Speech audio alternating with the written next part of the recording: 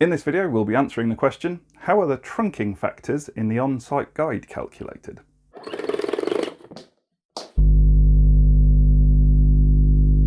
Now, this question relates to a number of videos that we've made in association with Atcore on various of their containment systems.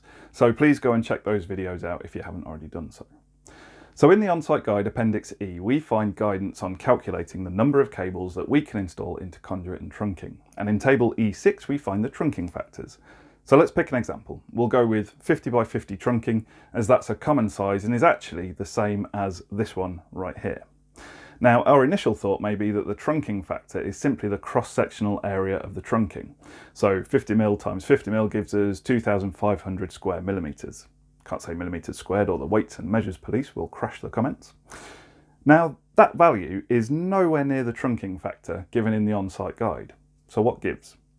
Well, the on-site guide suggests that there is a 45% space factor required for trunking. This can be a little misleading at first because it always made me think that meant 45% had to be left empty, but actually it means that only 45% of the volume in the trunking should be taken up by the cabling. So what if we figure out what 45% of the cross-sectional area is? 2,500 multiplied by 0.45 gives us 1,125, still above the value that we're swinging for. So what gives? Well, let's turn this on its head and work it the other way. We'll keep assuming that it's somehow derived from the cross-sectional area, and we'll assume that it's something to do with being 45% of that area. The trunking factor given in the on-site guide is 1037. So assuming that's 45%, if we divide it by 45 to get 1%, then multiply by 100, then we get the full cross-sectional area, which comes out at 2,304.4 recurring.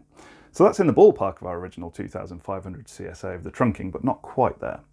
This trunking is square, so let's square root the value, and we get near enough 48 mil for the length of either side. So by knocking a couple of mil off the 50 mil size of the trunking, we get there.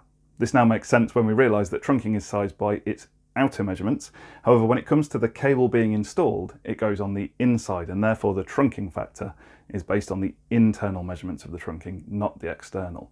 Knocking off about a millimetre on each side for the thickness of the trunking wall leaves us with an inner diameter of 48mm by 48mm.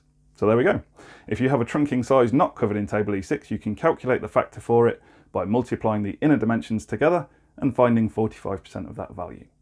As always though, we want to hear from you. Do you install trunking regularly?